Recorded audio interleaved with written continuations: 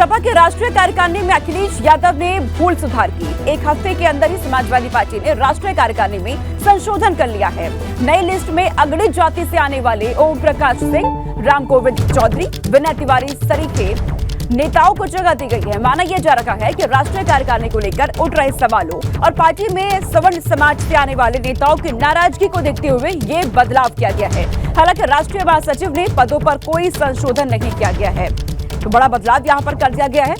Samajwadi party की तरफ से अपनी राष्ट्रीय कार्यकारिणी में लगातार सवाल उठ रहे थे, नेताओं की नाराजगी देखी जा रही थी। उसके बाद ये बड़ा बदलाव यहां पर कर दिया गया। इसकी लिस्ट भी सामने आ चुकी है और ये लिस्ट आपके टीवी स्क्रीन पर है।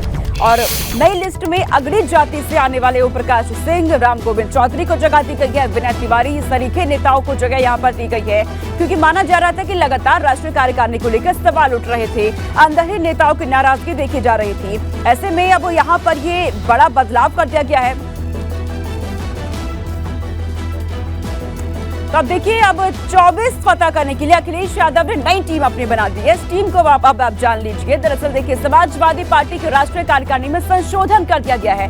ठाकुर और ब्राह्मण नेताओं को राष्ट्रीय कार्यकारिणी में यहाँ पर जगह दी गई है, क्योंकि लगातार नेताओं में नाराजगी बढ़ रही थी। विनय तिवारी को राष्ट्रीय सचिव यहाँ पर बना दिया गया है।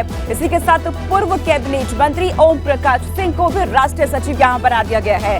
राम गोविंद चौधरी को सदस्य बनाया गया है, राष्ट्रीय सचिव बना दिया गया। अब देखिए, यहाँ से अब सपा के राष्ट्रीय कार्यकारिणी में कुल 68 सदस्य, आपको बता दें राष्ट्रीय कार्यकारिणी में 1 राष्ट्रीय सचिव और 14 महासचिव है। राष्ट्रीय कार्यकारिणी में 25 राष्ट्रीय सचिव और 20 राष्ट्रीय सदस्य हैं। तो इस तरीके से यहाँ पर ये बदलाव कर दिया गया है। शैलेश अरोड़ा मेरे साथ जुड़ चुके हैं। शैलेश, ये बड़ा बदलाव यहाँ पर कर दिया गया है। 2024 को देखते हुए क्या समाजवादी पार्टी अब पूरी तरीके से अपनी कमर कस चुकी है? सोनिका, अगर आप देखें तो जिस तरह से पहले राष्ट्रीय कार्यकारिणी की घोषणा होती है समाजवादी की, उससे पहले स्वामी प्रसाद मौर्य का एक बयान आता है। स्वामी प्रसाद मौर्य का वो बयान आज तक चर्चा में चल रहा है, जो रामचरितमानस की एक चौपाई से शुरू होता है और उसके बाद उस पर एक विवाद शुरू हो जाता है। पार्टी के अंदर ही दो फाड़ हो जाते हैं।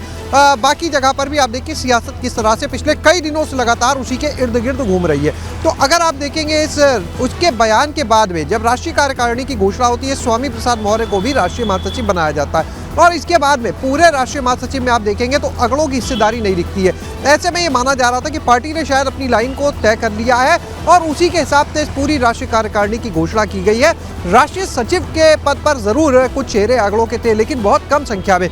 अब उसके बाद में इस सूची को संशोधित किया गया और उसमें विनय तिवारी का नाम शामिल किया जाता है, ओम प्रकाश सिंह का नाम आता है। आप देखिए, इन सारी चीज़ों को अगर आप देखेंगे तो कहीं ना कहीं ये सवाल उठने लगा था कि जब ये सूची जारी हुई थी तो सवाल उठने लगा कि क्या समाजवादी पार्टी ने अपनी लाइन तय कर ली है, क्या उसने आगामी 2024 को लेकर ये तय कर लिया है कि उसको पिछड़ों को ज़्यादा साथ लेकर चलना है। तमाम तरीके के देखिए सवाल उठ रहे थे और ये तय है कि राष्ट्रीय कार्यकारिणी की सूची कोई रातों रात नहीं बन गई होगी। मंथन होता है। देखिए, जब कोई राजनीतिक दल इस तरह की सूची जारी करता है, एक लंबे मंथन के बाद वो सूची जारी की जाती है, तो सोच समझ के बाद वो सूची जारी हुई और फिर उसमें संशोधन करना पड़ा, यानी फीडबैक आ रहे थे।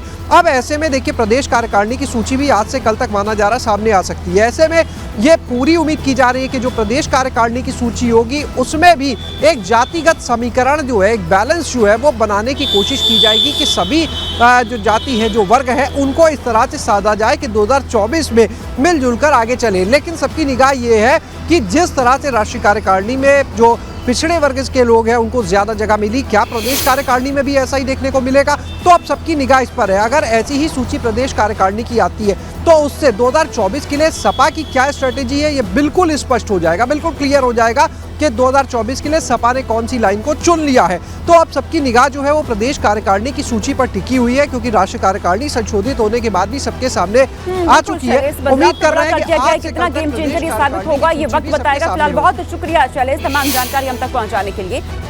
और अब बड़ी खबर सामने आ रही है कानपुर से। कानपुर देहात से ये खबर है, देर रात हुई मुठभेड़ में 2 बदमाशों की गिरफ्तारी हुई है। जंगल में अंधेरे का फायदा उठाकर 2 बदमाश मौके से फरार हो गए। मुठभेड़ के दौरान बदमाशों ने कई राउंड फायरिंग यहां पर की। ये मुठभेड़ कानपुर देहात के गजनेर थाना क्षेत्र में हुई। दरअसल मुखबिर की सूचना पर पुलिस ने दुआरी गांव के जंगलों में 4 बदमाशों को घेर लिया। चारों के खिलाफ 12 से ज्यादा मुकदमे भी दर्ज हैं। पुलिस ने जब इन्हें सरेंडर करने को कहा तो बदमाशों ने गोली चला दी। जवाबी कार्रवाई में पुलिस ने भी गोली चलाई, जिसमें 2 बदमाश घायल हो गए। पुलिस ने दोनों को अस्पताल में भर्ती भी करा दिया है, जहां पर उनका इलाज जारी है। सभी बदमाश कानपुर देहात और जालौन के रहने वाले हैं।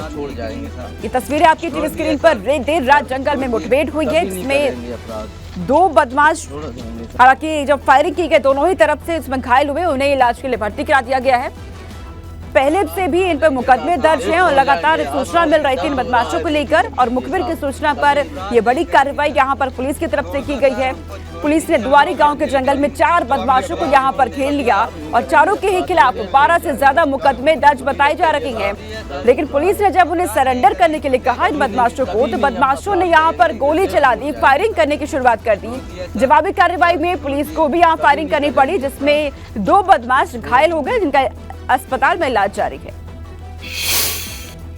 कुछ बदमाश जो है असला लेकर एक बड़ी अपराध करने के लिए साजिश रख रहे थे। ये द्वारी जंगल में जब हमारी स्पेशल टीम और थाना टीम सूचना मिलने पर जब मौके पर पहुंच गई, तो ये बदमाश जो है हमारे ऊपर फायर कर रहे थे। उसी के रिटालिएशन में जब फायर हुई है, एक बदमाश को पैर में गोली लगी और दूसरा बदमाश को हमने पकड़ लिया है। मौके पर हमें 315 बोर के 2 तमंचा मिले हैं, 5 जिंदा कारतूस और 4 कोका कारतूस भी मिले हैं। जो भी अन्य चीज सामने आएंगे आपको विदित कराया जाएगा। अपराधी जो जिनको घायल हुए हैं उनको तुरंत उपचार हेतु हॉस्पिटल भिजवाया जाएगा।